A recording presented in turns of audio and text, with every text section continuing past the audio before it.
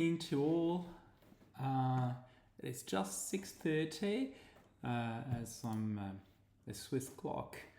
I'm connected right now, so I'll wait until some more join, and I really hope that this new time slot is successful as the previous one, where I was streaming on Saturdays from 8:30 to 10 p.m. Paris time, was a bit tricky, I must say, I must confess.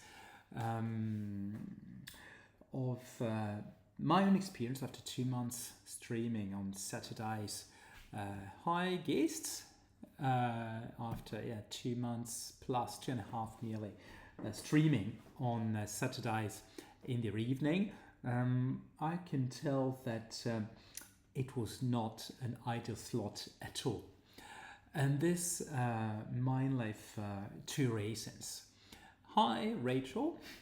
The first reason is that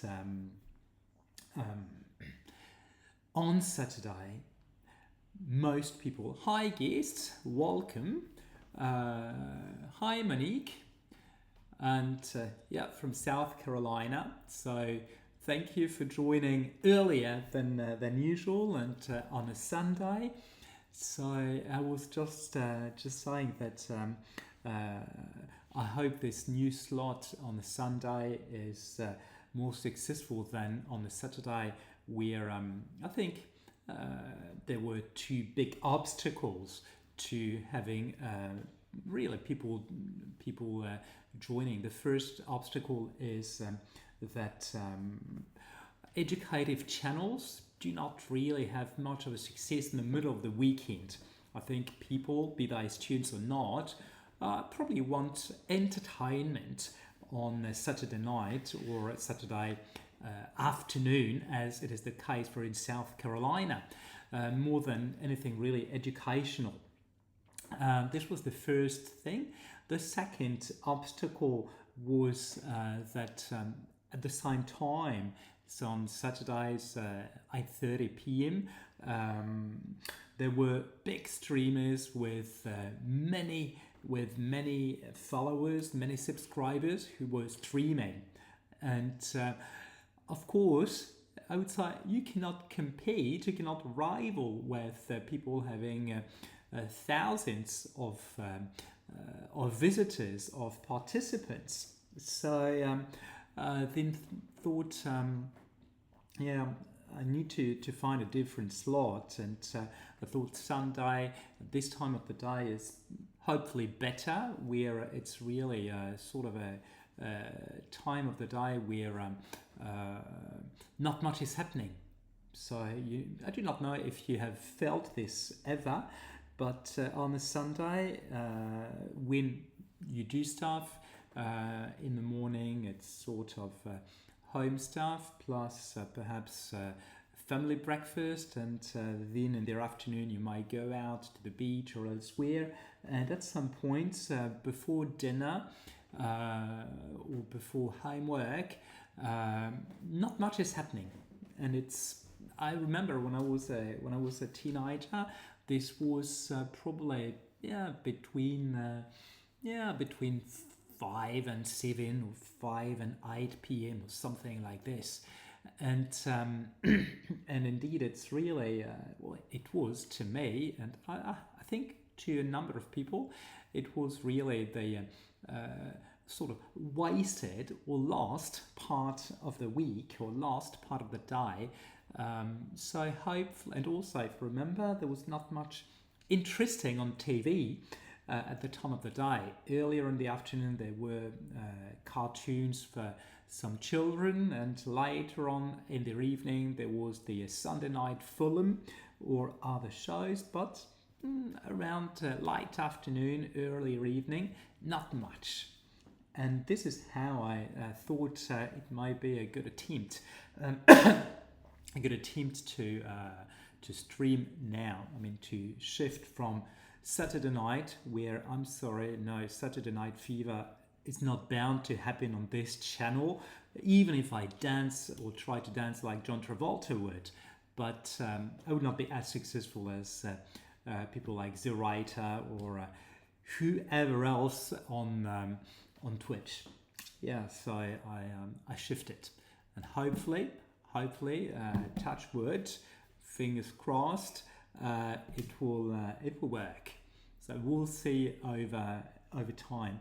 And again, thank you very much for joining. So I see that there are Rachel and Monique, and that there are another 2 people. If you dare to say hi or to interject, please do, and I'll be happy to greet you directly by your names.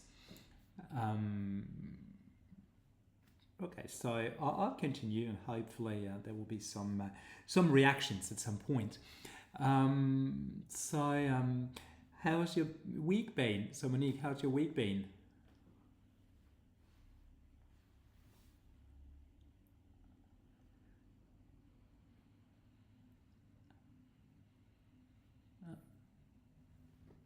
Okay, doesn't matter. A bit shy, I suppose. So on my side, things have been pretty good. So no, very good indeed. I'm giving you an update of my AI thing, and how much progress I've made and where I'm at with things.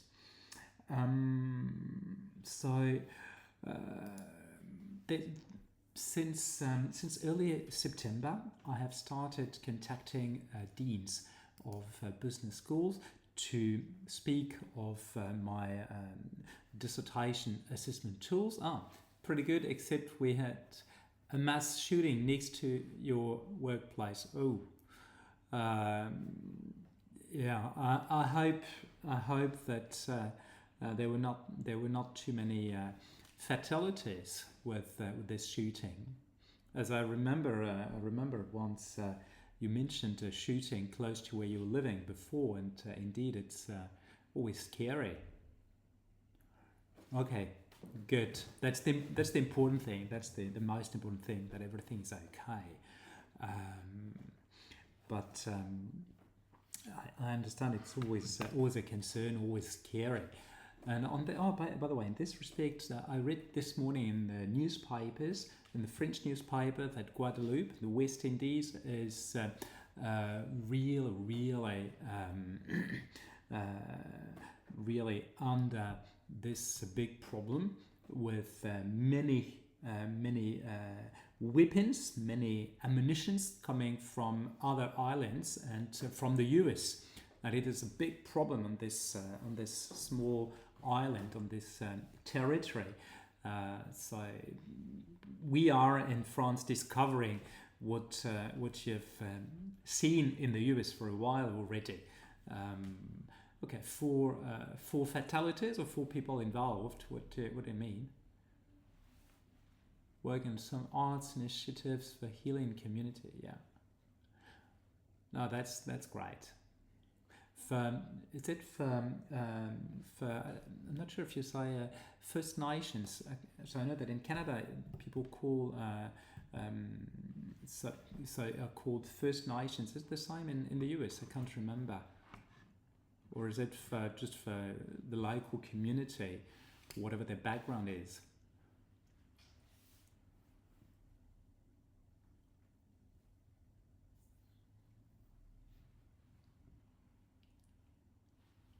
Okay, I'll continue, and as you type, I will get back to you.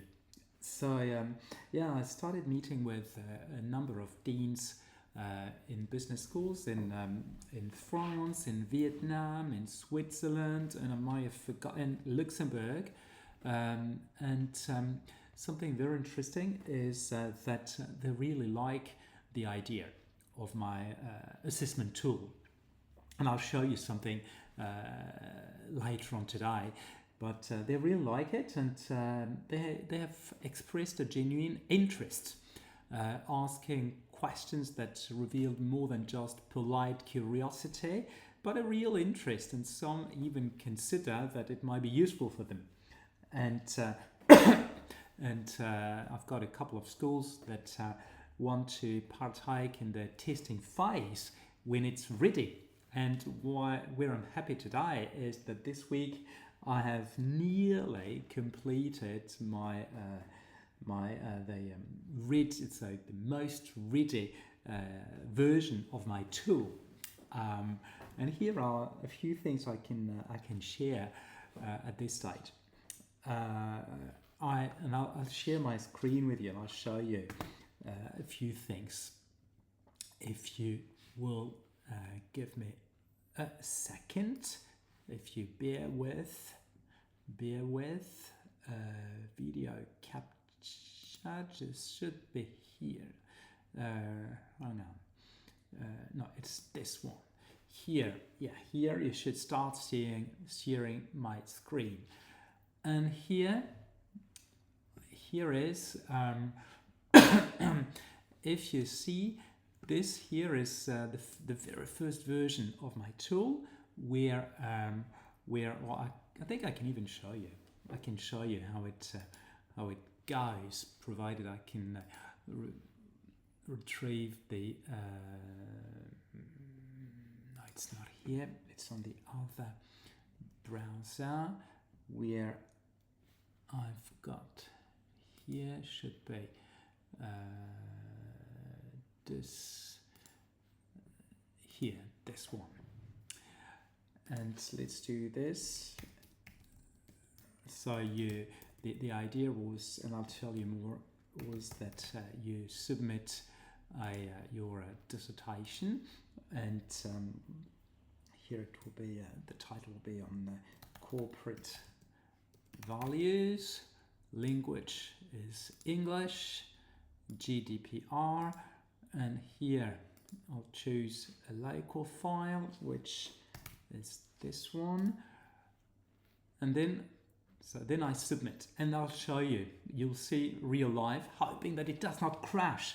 Of course, it always does crash when you want to show how it goes, but I hope it will work. Now look at this.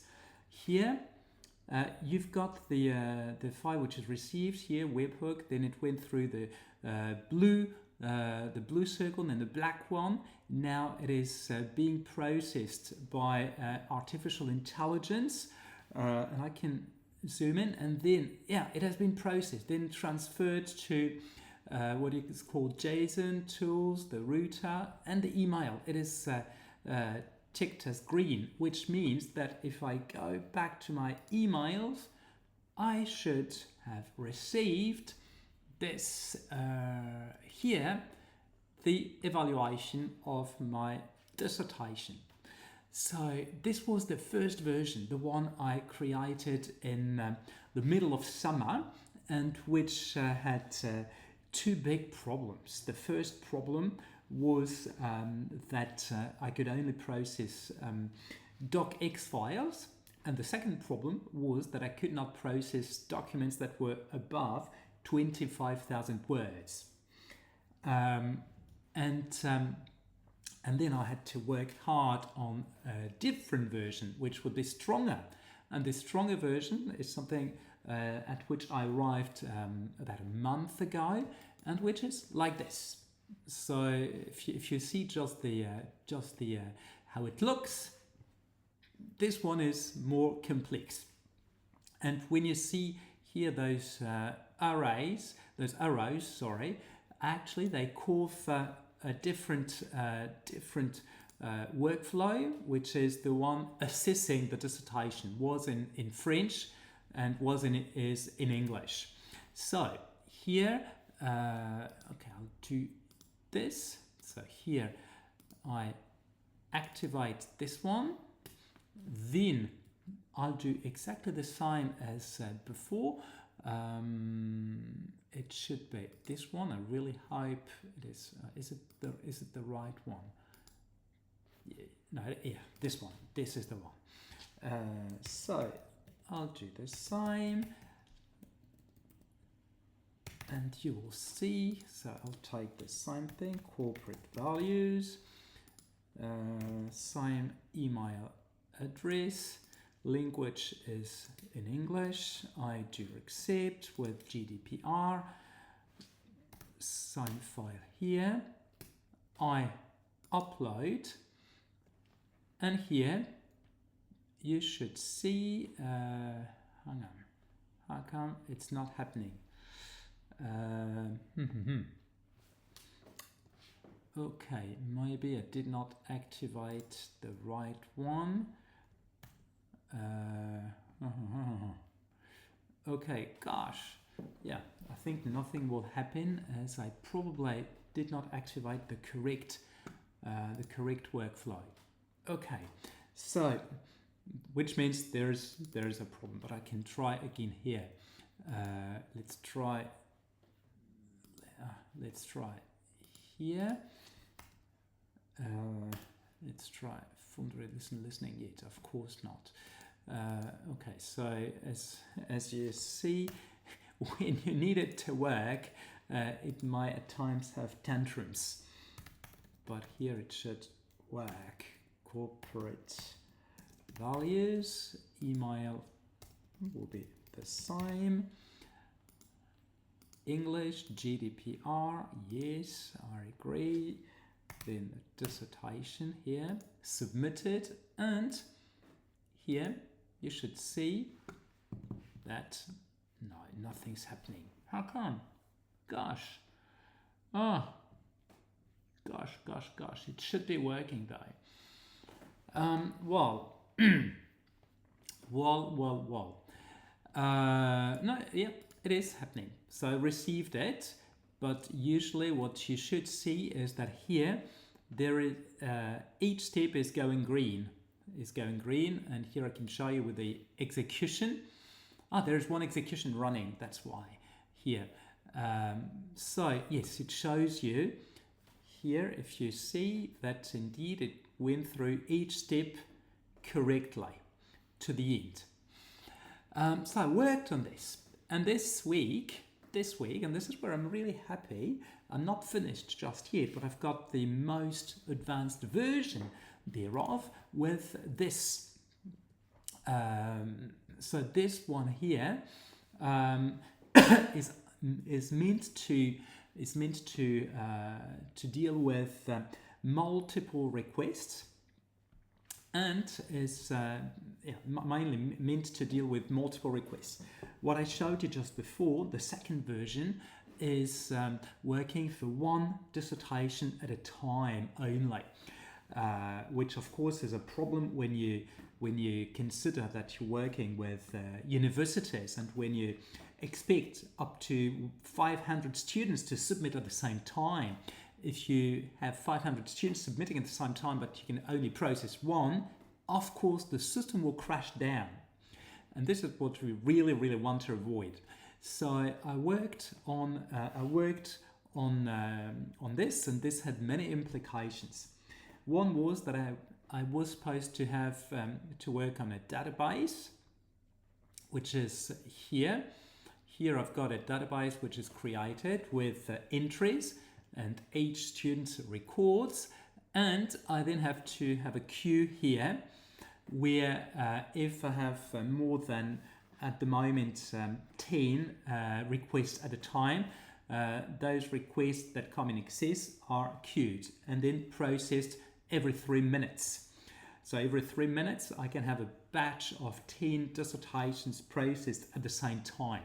And this is something else I will explain soon as something, I would say, a bit thrilling for me because it's new. And once this is done, then it is processed as it was in the other workflow I showed you. But then, interestingly, then, yeah, of course, that's normal. Then the mark, so the grades and the comments you saw here in the email, here, all this is sent to the database, and then the school, and then I will have to have some more here by the end, whereby the database will be converted into an Excel spreadsheet and then placed in on the school's server directly. So they have then their file with their marks and everything and their comments, and they do whatever they want with it. So I'm really happy about this. I'm not finished just yet, but as you can see, there is significant progress. There has been significant progress since summer. So where I'm at with this is that I showed, or I mentioned the first version or even the second version to deans, and they saw three big benefits of it, so that I do not even have to sell the benefits of my tool. They said, oh, hi, Benjamin, this video's on streamboo.com. Remove the space. Okay, thanks. So, so they saw three main benefits. The first benefit is that they can save a lot of money on assessment, as assessing one single dissertation usually costs them about €200. And here, as you could see, real life, in real time, in less than a minute, one dissertation can be assessed. And I can show you again. So you see, so in less than a minute, a dissertation can be assessed. This means that they can save time and money. Let me show you again for a sec. Here, if we look at, okay, this one returned, oh yes, that's not the correct one. Sorry, I'm on the wrong one. This is here where I wanted to show you. If we look at executions, here, the latest execution succeeded in 36 seconds. So your dissertation can be assessed with commence, mark, etc. in less than a minute. 36 seconds, right? I'm not lying, I'm not overselling. It is what here is shown on the screen. And so they see that. So deans see that. The second big benefit they see is that students are all assessed in the same way, so there would not be too many protests. Students would not complain too much that they've not been marked in the same way as another student, or that they've done something of allegedly similar quality. So good stuff here. And the third big benefit they see is, if you remember what I showed you with the third version of my tool, with the with the database, I'm showing you again. Here we are. What they see is that with this database, where, like I said, students submit, and then their records go into a database, their file is processed here, and then they receive their marks, and then here at the bottom of this branch, the database with all students' records is built and then placed into the school's server. This means that after 36 seconds, if we consider one dissertation, then the school receives all marks, all grades in one go, with no delay, with no risk of having one missing. Or if one is missing, it just means that the student did not submit their dissertation, or not in time, but this means that the process is working well. And at the end of the day, enhanced student satisfaction, enhanced admin staff satisfaction too. This is what they saw in this, and what they really like. So I'm really happy about this. And this is now what I'm also building. I'm building on this, capitalizing on this. And where I wanted to add some more on that is that I mentioned that for now I can process 10 dissertations at a time, whilst last week I could only process one at a time. And this is where it's a bit thrilling, I think. It is a bit like a computer game when you use OpenAI, so ChatGPT, as a service, which is what I'm doing. When you start with levels, with tiers, as in computer games. Your level 0, where you cannot use anything, then you have to trigger something, so to pay something, so €5 to unlock level 1, and with level 1 you're limited to 25,000 words, and then as you use it, the more you use it, the more you consume data, the more you're allowed. And on Monday I unlocked level 2, where, listen, I'm now restricted to, so I was before 25,000 words, now it is about 400,000 words. 400,000 words, more than nearly 20 times as much as before. So I'm very happy about this. And as I'm using more and more, I should be able to unlock soon level 3, where I hope I could do up to 2 million words per minute. 2 million words per minute, it basically means 400 up to 400 up to 400 dissertations at a time. So I'm really happy. So if it works, it means, really listen, it means that I could have 400 dissertations assessed in 36 seconds. Can you believe it? Can you imagine a school where 400 dissertations are assessed in less than a minute? Something never happening before. It would be the first time. So that's why I'm really excited. I'm really thrilled about this. And something else happened yesterday. So yesterday morning, I was confronted with a problem, which was that my database would not update, and so not exactly the database would not update. It's not exactly this.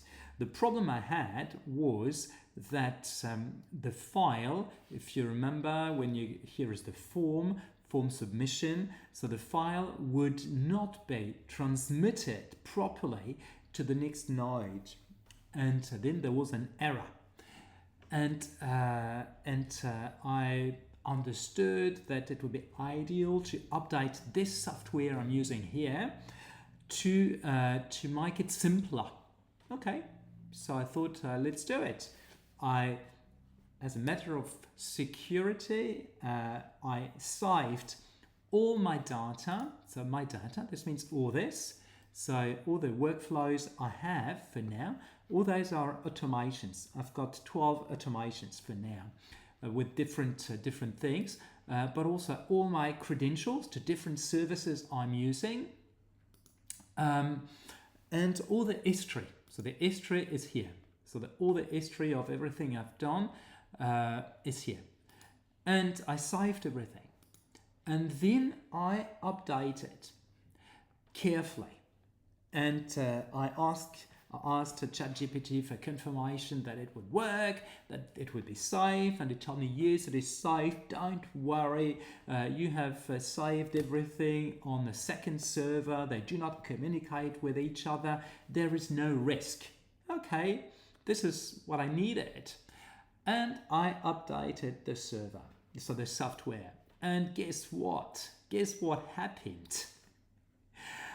What happened is that everything was erased, everything was deleted with this jolly software update. I lost everything, and I was terribly upset. As if you remember, I showed you I have got for now I've got 12 automations. I've got many credentials, history, etc. And I thought, my gosh, if I have to start all over again, it will take me days, perhaps not weeks, as now I've got their experience, but it would take me days. And thank God I I remembered that on the server there was a weekly, an automatic weekly save, so backup. So I could restore based on the backup, which was from 2 days before. So weekly, but weekly means on Thursday in my case, but we're on Saturday, so I just lost Friday's work and Saturday morning's work. I could restore, and for some reason I had copies of I had downloaded on my desktop the latest version of my work, as I was checking with ChatGPT and Claude the codes, so I had not lost everything. I could restore things, but it was such a close call. I can let you imagine how I felt yesterday. Miserable, and then relieved. But now I'm cautious with software updates. So this is where I'm at for this week, and how I'm feeling good about things. And I am on the same base, or in the same vein, I've been talking to a colleague of mine who is the dean of a school in Vietnam, and he would be interested in upscaling this tool so that we could have a comprehensive automation that would let's say, handle the whole process of supervision, of dissertation supervision, from day one, when the student is looking for a topic and then for a supervisor, onto this stage I've showed you, which means with everything, with interactions between supervisor and student, monitoring them, sending automated emails in case of any delays or whatsoever. So he would like us to work on this, and this will be one of the next steps. I'll work on this. Plus, a colleague of mine, who is the vice dean of a prestigious business school in France, is very happy to be part of the test phase, and I hope that this test phase can start very shortly. So it is all very promising. Of course, it does not mean that they will buy the solution on the short term, but at least there is good hope. There is good hope, and I'm feeling good. And as you may have understood, is that everything I'm doing with Twitch and other channels and social media is really to show students or to help students with their thesis and dissertations, so that they start knowing me, and when they hear about the tool, when they discover the tool, they're trusting it, because I realized something, and here I'm happy to have your take on this. I noticed that there are mixed feelings vis-a-vis AI. You know that there are many people who are fascinated, who are passionate about it, and there are other people who are skeptical, or who are really worried.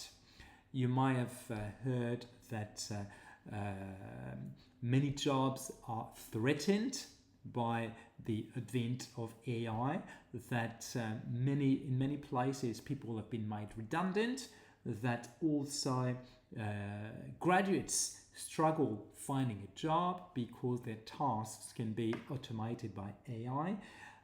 So there's this mixed feeling. And in education, in higher education, which I know best, this mixed feeling is very weird, really. On one hand, we've got students who are highly using AI, generative AI. I'm not saying whether they're using it well or not, but they're abundantly using it very often to do their homework, more and more often to do part or all of their dissertations. And this is why my tool, if you remember, shows and I'll show you again, can show an AI usage index here at the very bottom. Here for this dissertation, AI usage index is estimated 3%. So this means there are 3% of chances that part of this of the dissertation was written using generative AI, or that 3% of the text have been written by it. But let's say 3% chances that part of the text has been. So students are big fans, I would say. Big fans, but, and this is a big but several people told me the same thing. Then they would not be happy to be assessed by AI. They want to be assessed by a human. So interesting. Students are allowed to use AI, but teachers are not, or schools are not. So if I can say so. Then this ambivalence vis-à-vis AI also occurs, or is also visible at the faculty level. That is, deans and headship are pretty keen on going for AI, are pretty keen on developing AI. And I told you a few things, a few of the merits they see in AI. Savings, gain in student satisfaction and success, plus gains in admin efficiency. So they push for AI. And at the other end of the scale or of the spectrum, we've got teachers, academic staff, and they are more hesitant, if not reluctant, to AI. And here so hi new guests. I see there are 2 new people. Be welcome. So I saw that yes, there are two types of positions. One is academics who are let's say purists, if I can say so. No, research and teaching are like a sanctuary, and as a sanctuary, you cannot have any assault on it with AI. So it should be preserved from AI. No way. And I've heard this a number of times by scholars who really do not want to hear about it. And another voice says, but we can't replace the human touch, the human dimension with AI in supervision, in assessment. There is something subjective. It's all about feelings, emotions, and you cannot replace it with AI and with a machine.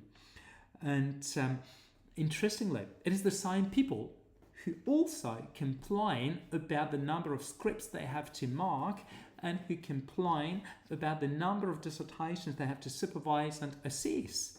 But when you say, oh, AI could help, no, this is something you understand that AI could not do. In a nutshell, a number of people in academia are probably scared of being replaced by machines and in a near future losing their jobs. I personally do not believe they will lose their jobs. And I exchanged today with friends who were wondering what the future of teacher is in schools with the rise of AI. And I said, well, I think Teachers can be orchestrators, or chefs, directors, conductors of AI within a specific discipline. Of course, they would probably not teach in the same way anymore. They would feed AI with their knowledge, they would control AI, and they will probably work on teaching progressions for their pupils and students. So their work will be different, but they're not ready for it yet. So the end of the story is that for now, AI is coming, changes are occurring, and everybody knows it, but many people feel that they're not ready. Some who are not ready yet still want to go and not to be behind, whilst many others, perhaps a sort of a majority, are worried and reluctantly go for it. So all this to say that there might be momentum for me, but there will probably be also a period of transition where people need to be reassured and need to be trained.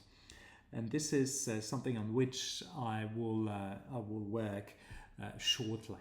Not sure just yet how, to be honest with you, but this is something I need to do if I want people to feel good about things.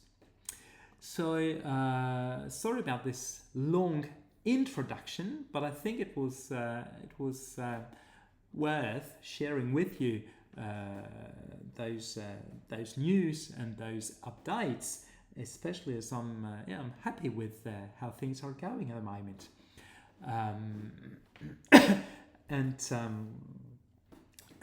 For today, what I think is useful for students who either are connected with us, but I'm not sure if there are, or those who will watch the replay of this live. I'd like to discuss the theory-practice gap. I would say not just in research at large, but with this unique type of work which is called end of studies dissertation, be it a bachelor's thesis or a master's thesis or even a doctoral dissertation. I think it's important because I have very often heard students saying that I do not want to do anything theoretical, I want to do something practical. Okay. And then when you ask them what is theory, for them what is theory is what they learn at school. So it is what they see in their courses, what they read in textbooks, and for them it is theory. And they want to do something practical. Okay, fair enough. But what is practical? What do you call practical? Well, easy. Practical is real life. I want to do something real life. Okay, but what do you call something real life? I'm not sure. So this is where they're always a bit struggling. I want to bring solutions. I want to be relevant to practitioners.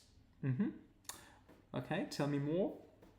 And when I'm saying tell me more, so earlier I was thinking of Saturday Night Fever, and tell me more, I'm now thinking of Grease with again John Travolta. Tell me more, tell me more, tell me more. If you remember. So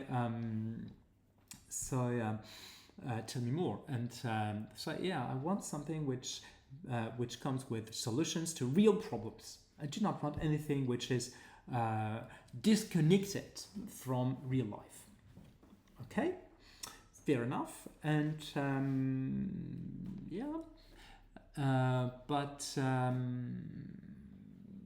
do you know anything where you could really contribute, where you could really have such a practical contribution? And this is where they struggle. Actually, I noticed that most of the time students do not really know what they mean when they say practice. And they know even less when they say theory. They tend to think that theory and practice are two disjointed things, that there's a gap between the two different worlds, and they do not want to hear about the theory world at all. Okay, fair enough. So, what do I then tell them? So, I'm always telling them that theory always precedes practice. Always. Interesting. Said like this. So, I'm always telling them two things. The first one is that theory always precedes practice. The second thing is that there is nothing more practical than a good theory. Yes, you heard correctly. And let me explain myself. Theory always precedes practice because I need just to make a little digression prior to engaging in this. What you read, what you learn at school, and what you call theory is not theory. What you learn from a textbook, from a course, is not theory. It is, I would say, common knowledge. It is for your own disciplinary culture. It is sort of background knowledge, but it's not theory. Not yet. It's not practice either, of course, but it's not theory. So, what is theory? Theory is something that either models behaviors and things that should happen, or something that explains how things work or should be working. And here I'll give you examples. When you consider fine arts, and here I know that there are two artists at least. When you consider fine arts and color theory, so when you choose colors, when you mix colors, when you mix lights, etc. All this is coming from art history, but also from aesthetics, in this branch of philosophy addressing the beauty of things and what we call something beautiful, and what the criteria for beauty are, and then of course there is all the design, but all the colors in particular. And I'm just briefly focusing on the colors. When you consider color theory, this is something that came before painting, even before primitive painting, where each color was representing a certain emotion, a certain mood, and the mixture of two or more colors together were meant to represent a particular state of mind or feeling at the time. And then there was, with color theory, also the idea that a certain colors, you've got, I'm not sure about the wording in English, warm and cold colors, that means something different, primary, secondary colors, and also you know that if you mix blue and red, you go towards purple. If you mix blue and yellow, you go towards green. If you mix red and yellow, you go towards orange, etc. But you know this. When you say this, it is theory. It is theory, and this precedes practice. So before you can really start painting and deciding on colors and making your own colors, then of course you need to know or to have an idea of their reactions. So what happens when I mix those colors together? And this is theory. And this theory is needed before you start, before you paint. And then as you paint, as you try, then you proof this theory.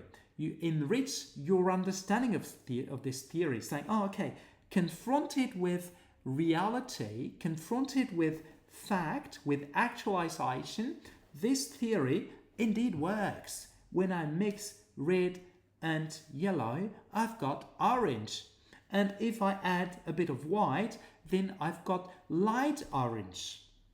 If I add a bit of black, then I start going towards darker orange, and closer to burgundy or something.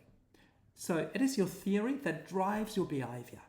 Here your sketching or your coloring behavior. So theory precedes practice. And here, if you just say this, the theory is how things are supposed to react, it might sound a bit abstract. I would not say theoretical, but abstract. And I agree. So here are two real-life examples that show you how theory and practice are really intertwined, where you cannot do without either or. So when you are when you consider when you're a child and when you have to learn how to tighten your shoelaces, there's a theory of this. And the theory of this is that you take your shoelace, then you make a little loop, and with one side of the shoelace, and with the other one you make a smaller loop, and then you have to cross the two. And when you just explain with words, you have an idea of how it can work. But if you're not shown how it really works, if your parents do not show you how they do, you cannot have any idea. So this theory needs illustration from real life. So it needs practical illustration.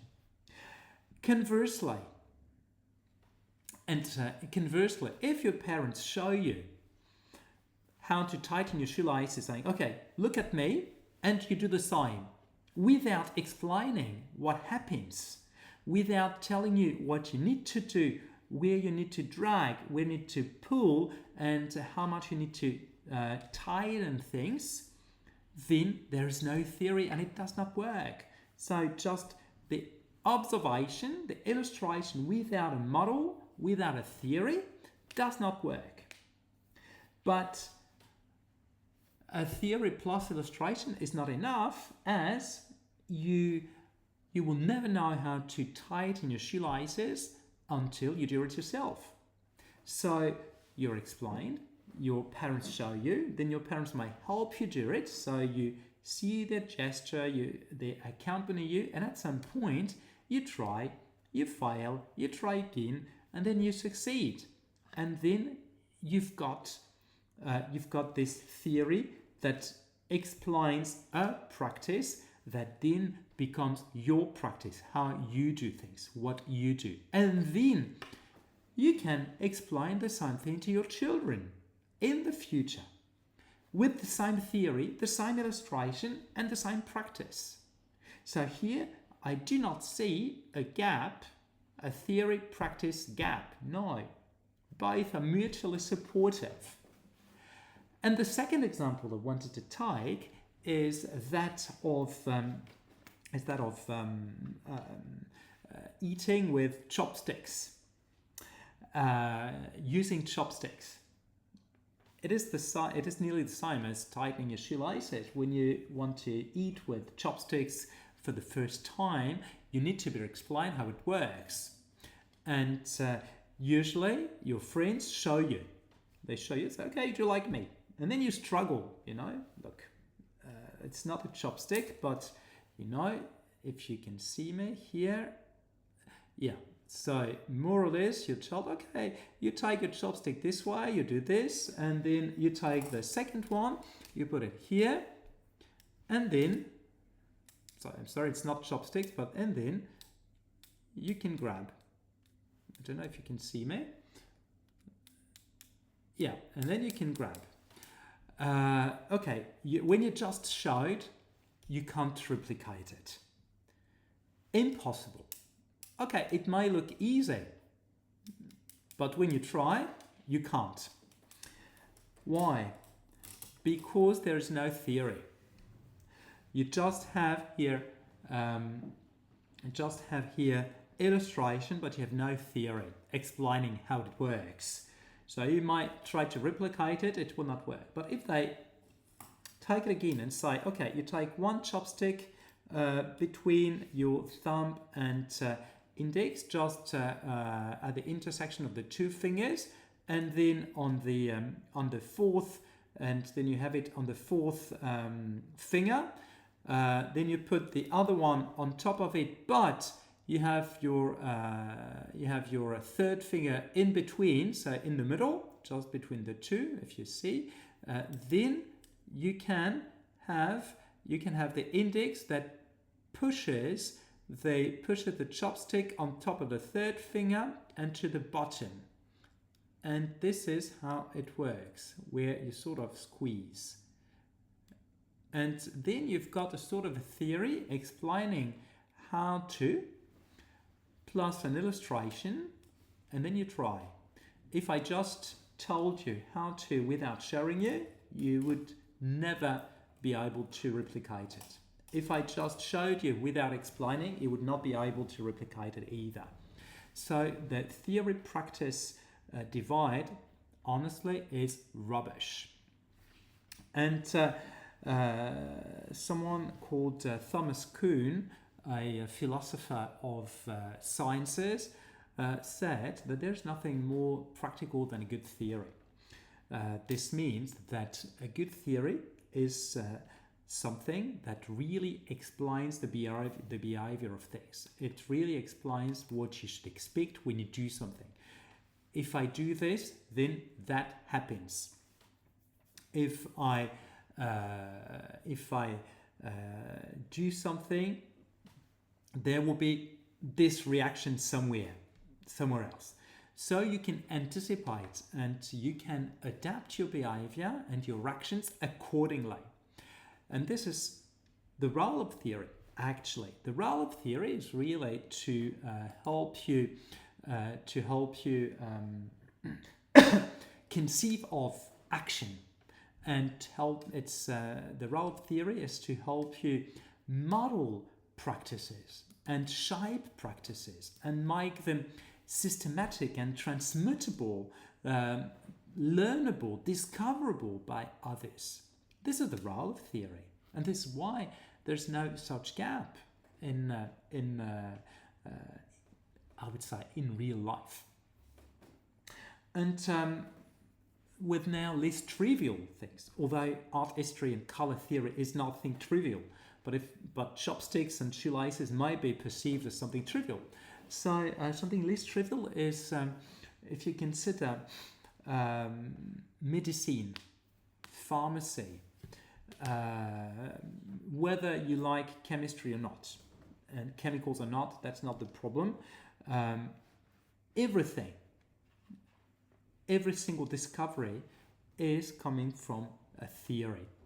There was a theory of vaccination developed by Louis Pasteur in the 19th century, whereby he understood that when you inoculate a little bit of a virus into a body, then the body responds instantly and creates its own immune system and absorbs the virus, and then is capable of protecting itself against a larger intake, which would be a contamination.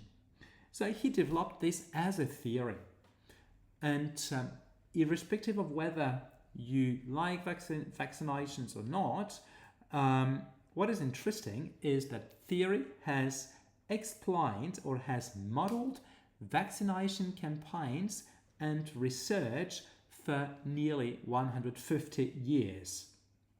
So everything you see, like a flu vaccination,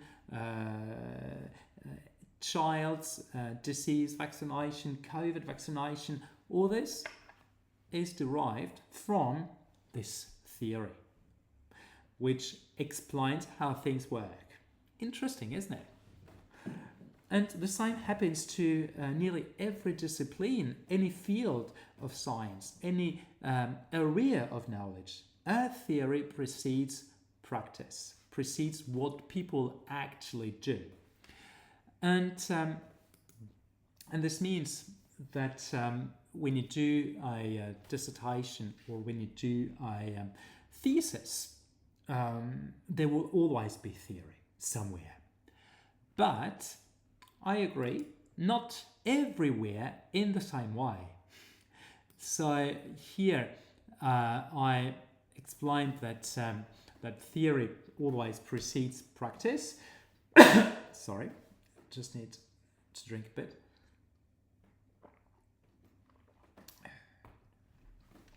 But then in dissertations, let's say there may be different types of dissertations where theory plays a different role. Where you have, let's say, theory, you've got different types of research.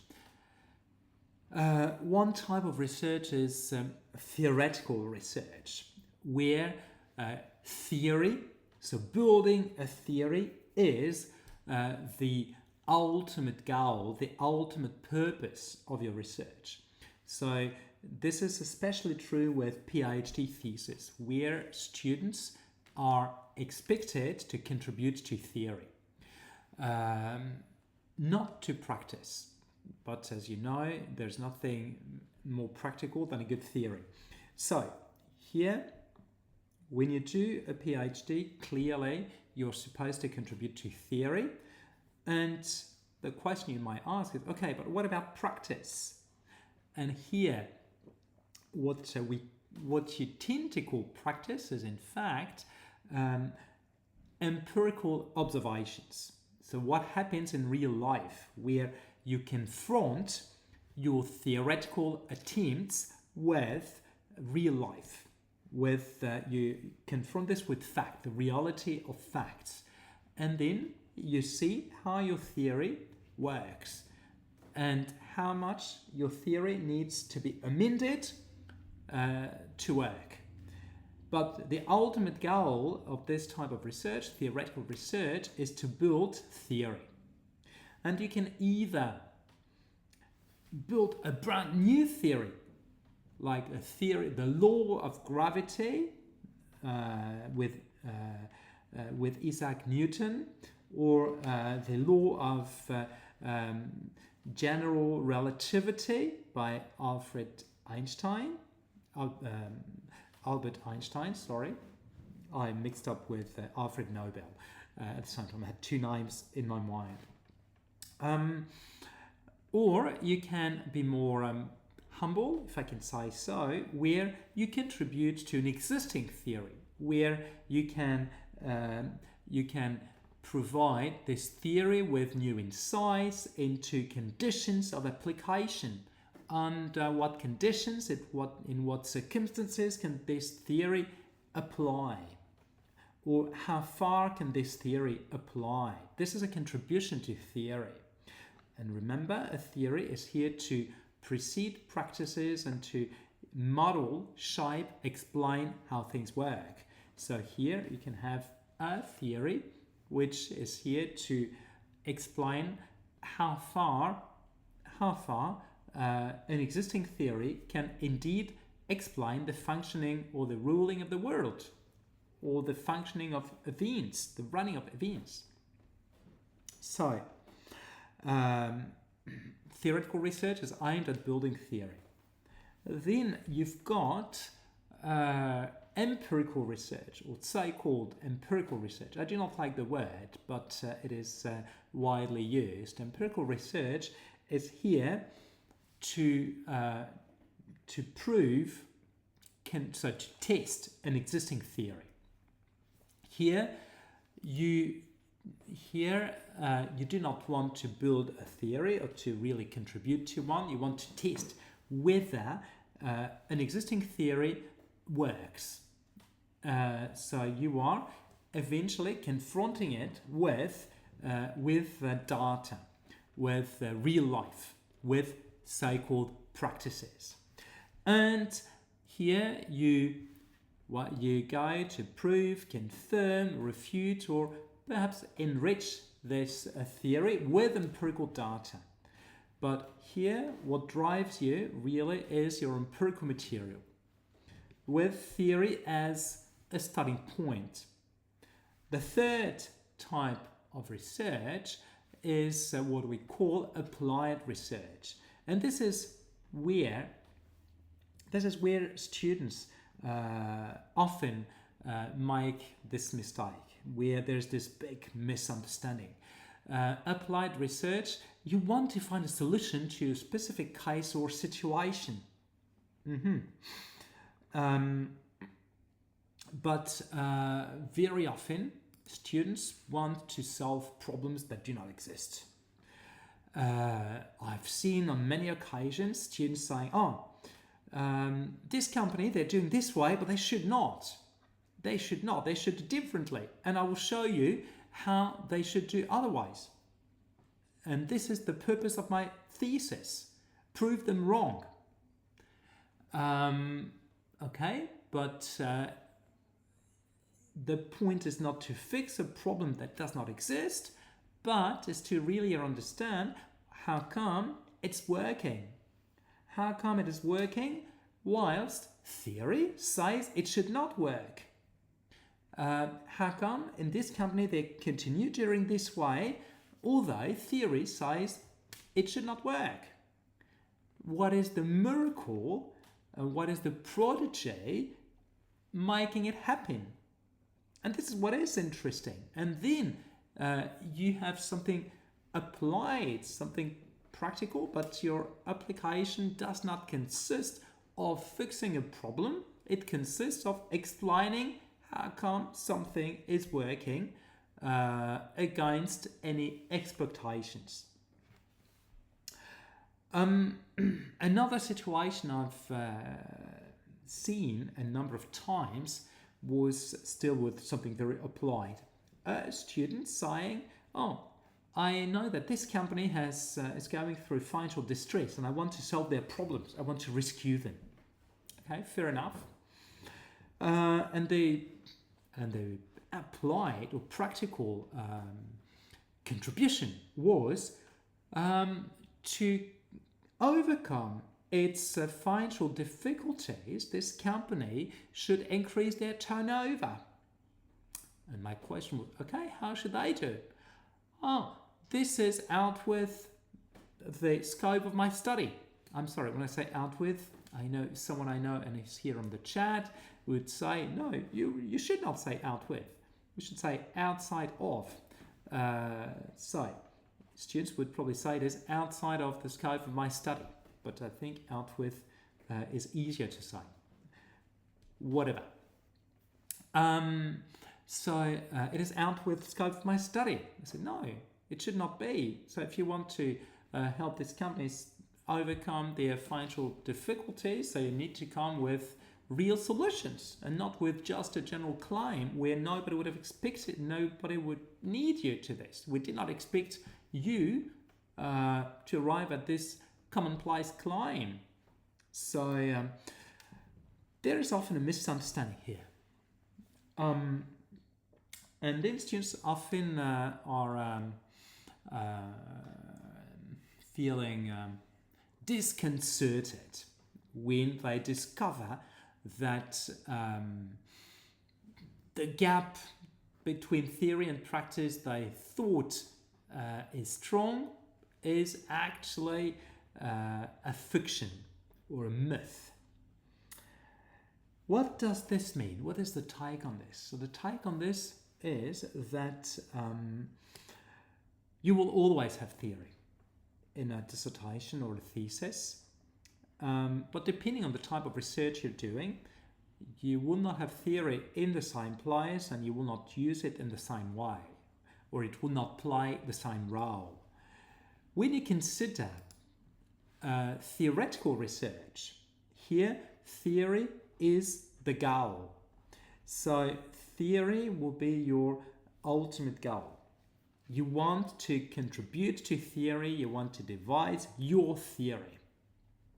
Okay. Fair enough. But this means theory will be the final stage of your research. So far, so good, I suppose. But when you want to make sure that you're not reinventing the wheel, you need, in the first place, to be theory savvy. This means you need to know what else has been done before you, what existing theories are. So you start reviewing existing theories so as to identify what is known, what needs knowing, and where there is room for new theory. And then at the end of the process, yes, you can, if you're doing well, you can claim a theory, to have devised a theory. In empirical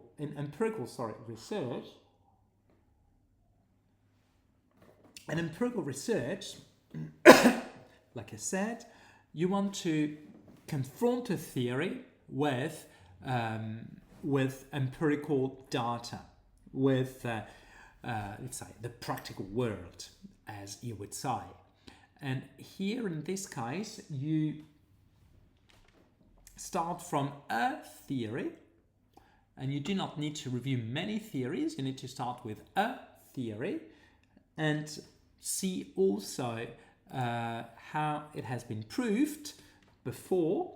So you need to see not theoretically what has happened to this theory, but what empirical data, what practical world experience this theory has encountered so far. And then you do your own work and you conduct your own experiment with this. And then you test this theory, you prove it.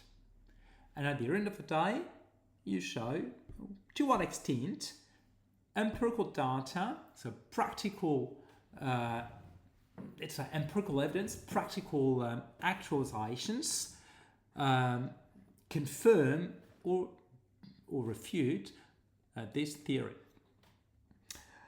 When you do applied research, when you supposedly, allegedly do not care about theory, just want to fix problems, if I can say so, theory still plays a role. And it plays a role in two places. First, First, like I said, when you devise, when you want to articulate a solution, and when you want it to be convincing, you need to prove that it is working, and you need to prove that it has been proved already to some extent, or that it's not coming out of the blue. And what do people do? Most of the time, they refer to research, saying, this publication has proved that this point is right. This means that you have research, you have theory as a justification, as a backup for your own solution. So you sort of hide behind an existing theory. And then as you do this, you actually have a sort of an instrumental use of theory. You do not care about it per se, honestly. You do not pretend to really borrow from it. You do not pretend to enrich it. You do not pretend to prove it. No, you take it because it is there, and it is sort of commonly accepted that it is okay. And this happens, and I can give you real life examples. This happens a lot with in psychology. In psychology, when you've got clinical psychologists, they build their approach on an existing theory. Oh, I'm doing after Freud. I'm doing after Lacan. I'm doing after Dolto. I'm doing after Piaget. I'm not giving all names, but I'm doing after such and such. And then you, as a patient, you feel comfortable thinking, okay, this is after a certain person, a certain theory. I've heard about it. I do not know much about it, but I've heard about it. It must be serious. Imagine someone saying, I've got something totally revolutionary. Nobody has heard of it before, and I will try this medicine on you. Would you go for it? I doubt it. You'd say, okay, but is there any evidence? Is there any theory proving whatsoever? No, just trust me. Why would I? More or less, when there's no theory, this is where you go for belief and where there's a risk of engaging in a sectarian movement, in a sect where it's all about believing the guru without having any proof, any evidence, or any substantive theory supporting any claims. But like I said, when you want to do something practical, applied, the theory occurs at a second time, in the second place, where when you consider consultants in particular, they all have their concept. They're selling a concept. And the concept is part of a theory. And here I'll show you again my tools, because if we consider here, I think you should view it now. If we just consider my tools, the ones I showed you early on, this is something which if you read here just on paper, if you just look at the screen, it's theoretical, in theory. Okay, on paper, it's okay. Why not? What is of interest to me is really this, this report. This is practical. I submit and I received this. I fill in the form and I received this email. This is practical. This is what I really wanted to do. Okay, but honestly, when I talk to deans, what I'm selling is not this. It's not the email itself. It's not the form, the submission form itself. It is the whole process, the whole thinking of how you consider the whole thing from submission here to receiving the email and to receiving on the school server the full database with student records and grades. And then my concept, what I'm selling, is not just this email, this evaluation, but how we arrive at this, what the whole thing is.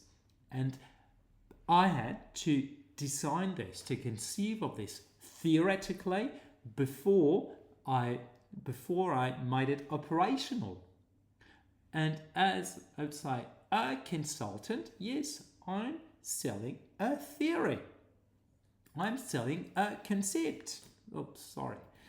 Wrong window. I'm selling a concept. So I'm selling theory. I would not say easy, but nearly. So,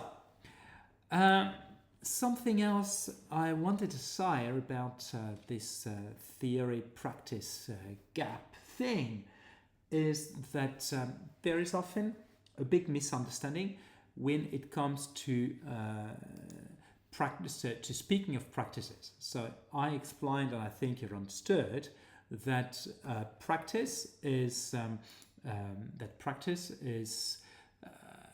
so that theory precedes practices. So I think this is clear to everybody, so no problems. And I wanted to make sure that, I deleted it. Oh gosh, no, or I moved it somewhere else, but I wanted to show you something about practice, what we call practice.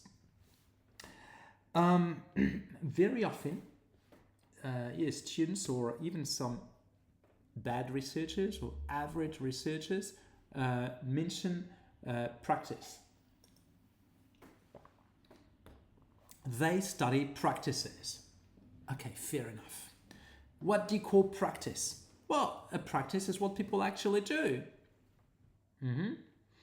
What else? Tell me more. Tell me more. Tell me more. So tell me more. Yeah, but I've just told you. Practice is what people actually do.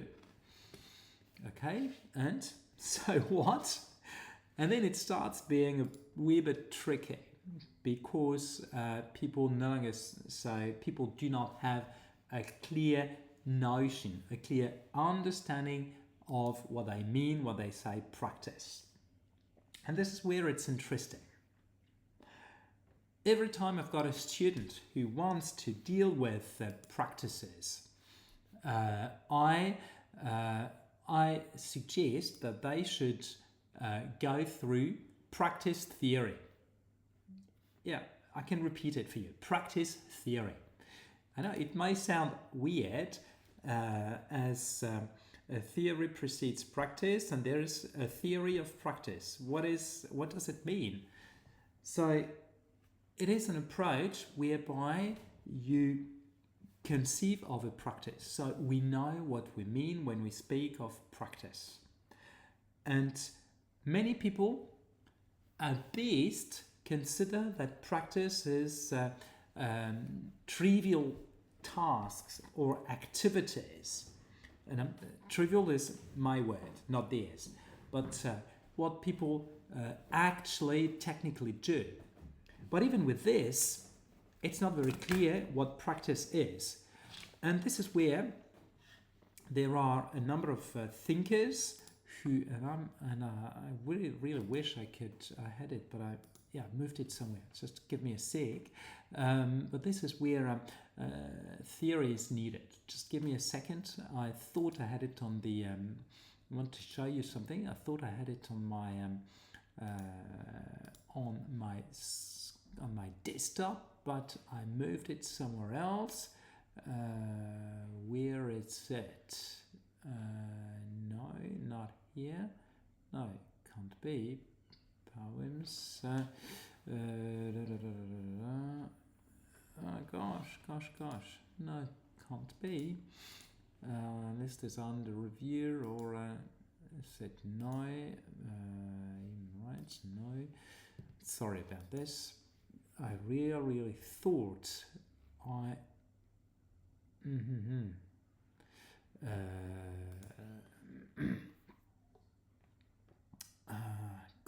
Gosh. Okay, whatever. So I'll be quick on this, and I can show you next time once I have retrieved it. So actually, practice is a field of philosophy. Yes, you've heard correctly. A field of philosophy, like aesthetics is, as mentioned, aesthetics for color theory, and in philosophy there is a field called practice theory, where thinkers try to conceive of a practice. What do we call a practice? What falls within the realm of practice? And here I will tell you just in a nutshell.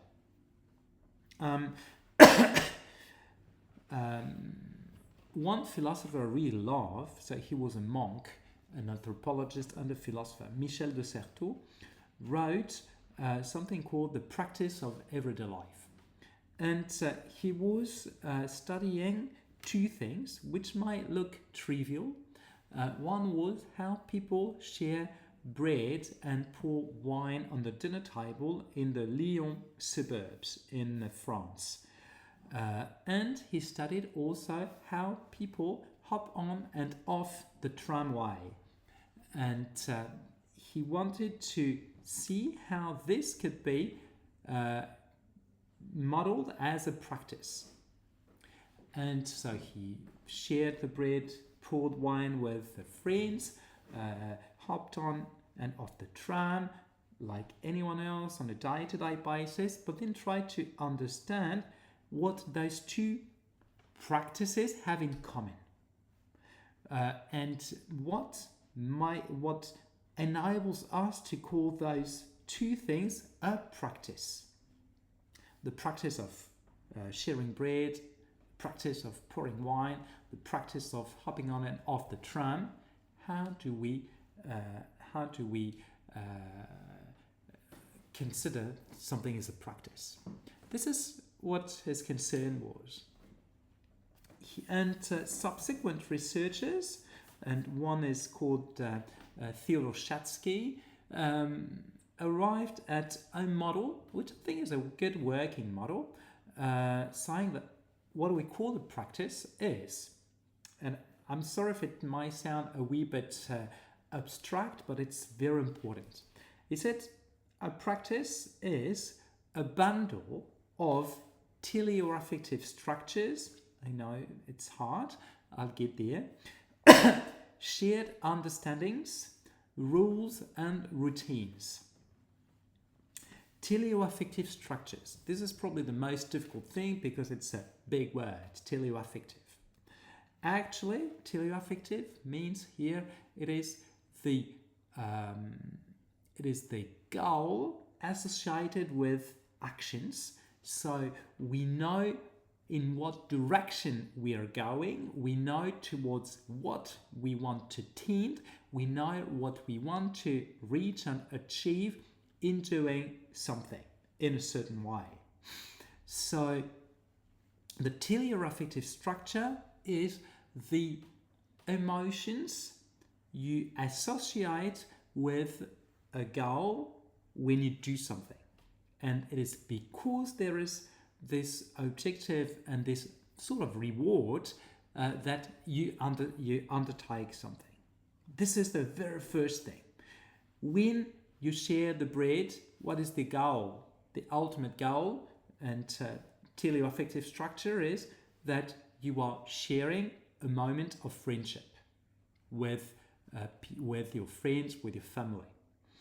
And it's really to share a good time with them.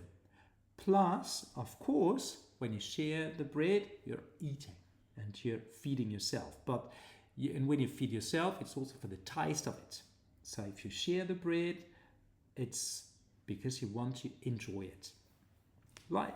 The same applies to wine. When you pour wine also because you want to share something with your guest, with your family and friends, something part of your privacy, but also a good time with them. This is the teleoaffective structure. So the goal and the sort of emotional rewards associated with this. Then there are shared or common understandings. This means we call something a practice because two or more people understand the same things or feel the same things when they do the same things. Likewise, if we consider bread sharing or wine pouring, you do it with someone else, and this other person has the same objective as you and the same emotional reward. So you implicitly agree on what you're sharing together, and you understand the same thing. So you're understanding the same experience, not just experiencing, not just living the same experience, but understanding the same experience. But then there are also rules. Rules does not mean laws that are enforced or whatsoever. No, there are rules which are sort of a ritual, a rule of functioning So when you pour wine, it is in a certain way. Just think of wine ordering in a restaurant. When you order wine, there is sort of a ceremony around it, like a ritual, where the sommelier pour a couple of drops in your glass. You turn it in a certain way. You smell it in a certain way. You look at the color in a certain way. Then you put just a drop on your tongue, and you sip it just a little bit, and then assess it. And it's like yes or no. And if it's yes, then your glass is poured. So not yours, sorry. Your neighbor's, your next guest's glass is poured. Let's say more. I would not say normally, but without the same ceremony. But this ritual is part of the practice of sharing wine, so pouring wine. There is no obligation, of course, but this is something more or less expected. And it's part of the whole thing, part of the whole experience.